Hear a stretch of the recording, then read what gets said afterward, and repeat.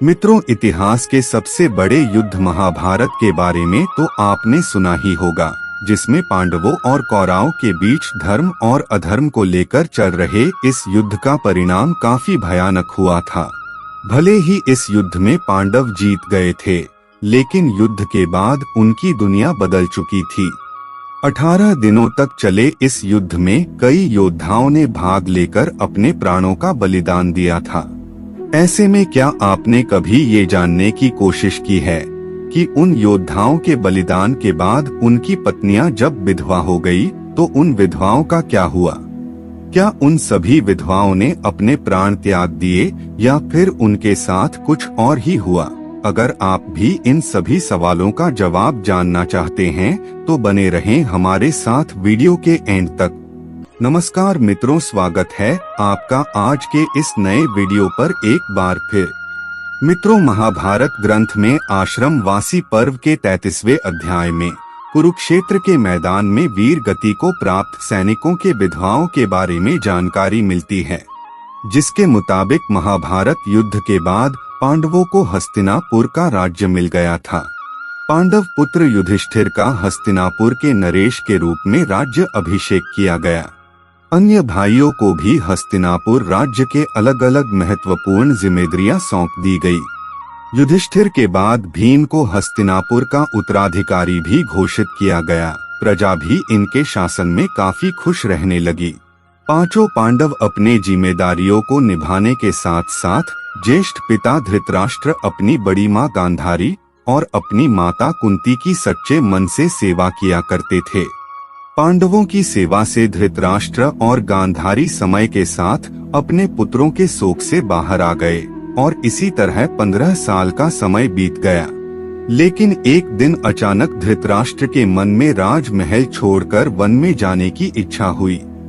इसके बाद उन्होंने युधिष्ठिर के सामने अपनी इच्छा को प्रकट करते हुए कहा कि हे युधिष्ठिर, अब हमारा मन राजमहल में नहीं लगता, इसलिए हम चाहते हैं कि बचा हुआ जीवन वन में बिताएं। तुम हमें वन में जाने की आज्ञा दो।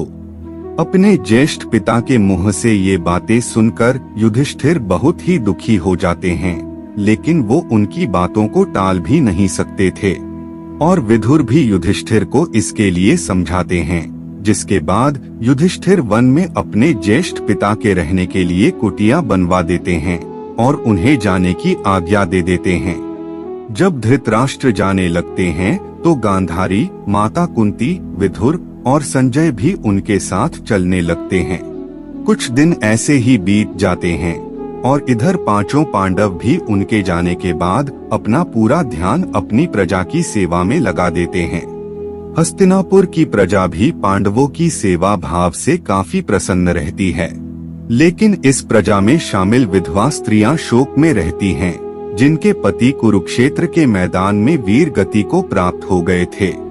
अपने पतियों के शोक में वो स्त्रियां हमेशा रोती और बिलखती रहती हैं।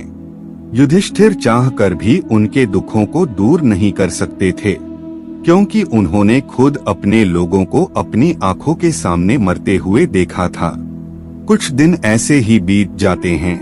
फिर एक दिन पांडव में से सबसे छोटे भाई सहदेव को अपनी माता कुंती से मिलने की इच्छा होती है। सहदेव जाकर अपनी इच्छा को अपने चारों पांडव भाइयों को बताते हैं, जिसके बाद भीम, अर्जुन, नकुल और द्रौपदी के मन में भी माता कुंती से मिलने की इच्छा जागृत हो जाती है।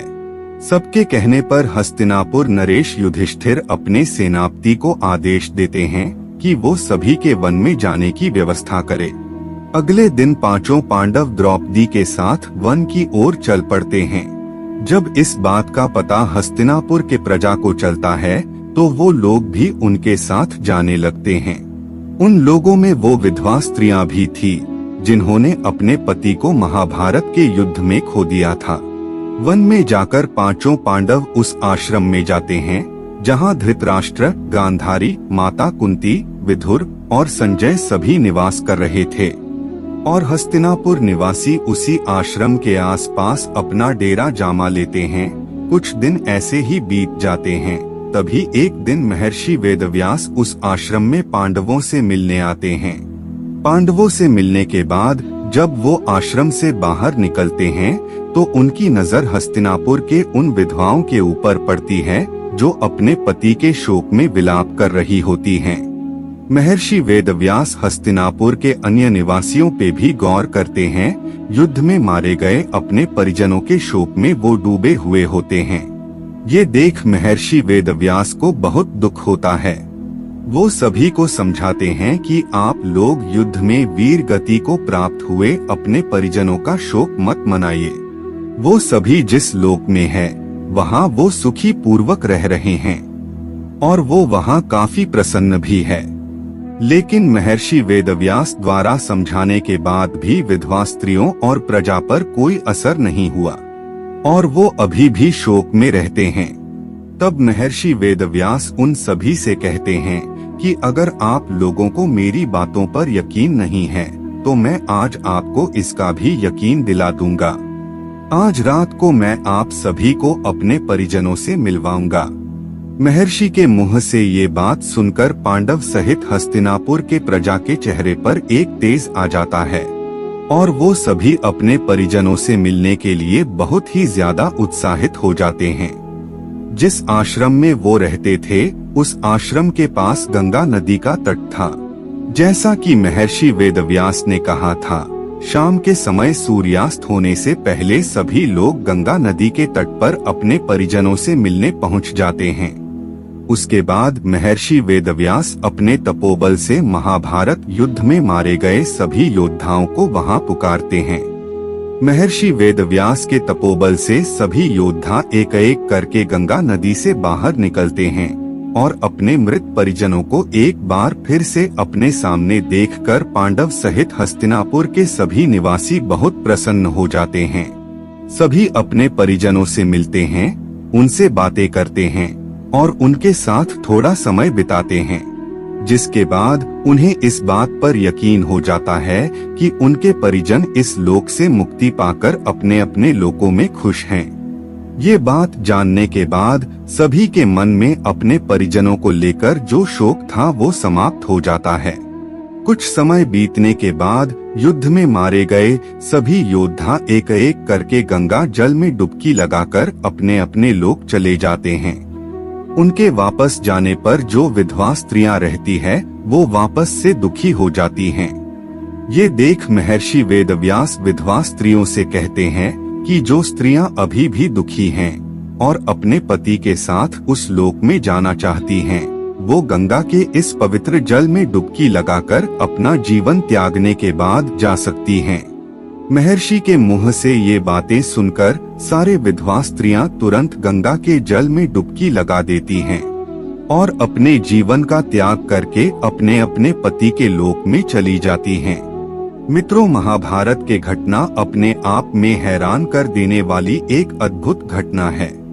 चचेरे भाइयों के बीच हुए महाभारत रूपी इस भयंकर युद्ध के लिए बहुत से लोग द्रौपदी को दोष देते हैं तो कुछ कौरवों के अहंकार और लालच को इस युद्ध की वजह मानते हैं। वहीं कुछ ऐसे भी हैं जिनका कहना है कि शकुनी की वजह से महाभारत के इस युद्ध के पृष्ठभूमि का निर्माण हुआ। खैर जो भी हो, लेकिन इस भयंकर युद्ध में लाखों की संख्या में जाने गईं और साथ ही पूरे कुरुवंश का विनाश हो गया। मित्रों, कहा जाता है कि महाभारत युद्ध के बाद हस्तिनापुर पर पांडवों ने 36 वर्षों तक राज्य किया। इस बीच गांधारी के श्राप की वजह से यादव वंश का वजूद भी लगभग खत्म हो गया और एक शिकारी का तीर गलती से भगवान कृष्ण के पैर में लग गया, जिससे उन्होंने अपना देह त्याग दिया और उसके बाद वो बैकुंठ लौट गए। कहा जाता है कि भगवान कृष्ण के बैकुंठ लौटने के बाद ऋषि वेदव्यास आकर अर्जुन को इस बात की सूचना देते हैं और बताते हैं कि उनके और उनके भाइयों के जीवन का उद्देश्य भी अब पूरा हो गया है। जिसके बाद युधिष्ठिर अपने पड़पौत्र परीक्षित को हस्तिनापुर का राजकाज सौंपकर अपने सभी भाइयों और द्रौपदी के साथ हिमालय की ओर निकाल पड़ते हैं ताकि वो स्वर्ग जा सके। लेकिन रास्ते में एक एक कर सारे पांडवों की मृत्यु हो जाती है। यहाँ सबसे पहले द्रौपदी की मृत्यु होती है और सबसे आखिरी में भीम के। इन सभी की मृत्यु उनके अभिमान, उनकी अभिलाषा और उनकी इच्छाओं की वजह से होती है। लेकिन कहा जाता है कि युधिष्ठिर ही अकेले ऐसे पांडव थे जिनको किसी भी बात का अभिमान नहीं था, इसलिए वो अपने शरीर के साथ स्वर्ग पहुंच पाए थे। लेकिन मित्रों, आपको जानकर हैरानी होगी कि युधिष्ठिर के स्वर्ग पहुंचने के कुछ देर बाद उनके चारों भाई और द्रौपदी भी स्वर्ग पहुंच जाते हैं। दरअसल जब युधिष्ठिर स्वर्ग के दरवाजे पर पहुंचते हैं तो उन्हें वहां पर देवराज इंद्र मिलते हैं। देवराज इंद्र को अपने सामने देखकर युधिष्ठिर ने उनसे कहा कि मेरे चारों भाई और द्रौपदी यात्रा के बीच में ही गिरकर अपने प्राण गंवा बैठे हैं, कृपा करके उन्हें भी अपने साथ ले आइए। इसके बाद इंद्र ने युधिष्ठिर को बताया कि उनके भाई और द्रौपदी पहले ही शरीर छोड़कर स्वर्ग पहुंच गए हैं, लेकिन सिर्फ युधिष्ठिर को अपने शरीर के साथ ही स्वर्ग जाने का मौका मिला है। दरअसल मित्रों, ऐसा करने के पीछे भी एक वजह थी। जब महाभारत का युद्ध चल रहा था और द्रोणाचार्य पांडवों और उनके सेना पर भारी पड़ रहे थे, तब युधिष्ठिर ने उनके बेटे अश्वत्थामा की मौत की झूठी खबर दी थी, जिससे द्रोणाचार्य ने हथियार डाल दिए थे और मौका पाते ही पांडवों के तरफ से लड़ रहे द्रौपदी के भाई धृष्टद्युम्न ने द्रोणाचार्य का वध कर दिया था। इस वजह से उन्हें अपने भाइयों और द्रौपदी से अलग होकर स्वर्ग प्राप्त हुआ और इसी वजह से देवराज इंद्र ने उन्हें एक देवदूत के साथ कुछ देर के लिए नर्क में भी भेजा था, जहां उन्हें न केवल समय बिताना पड़ा था बल्कि वहां उन्हें बाकी पांडव भाई कर्ण, अर्जुन, नकुल, सहदेव, भीम और द्रौपदी के रोने को आवाजें भी आ रही थी।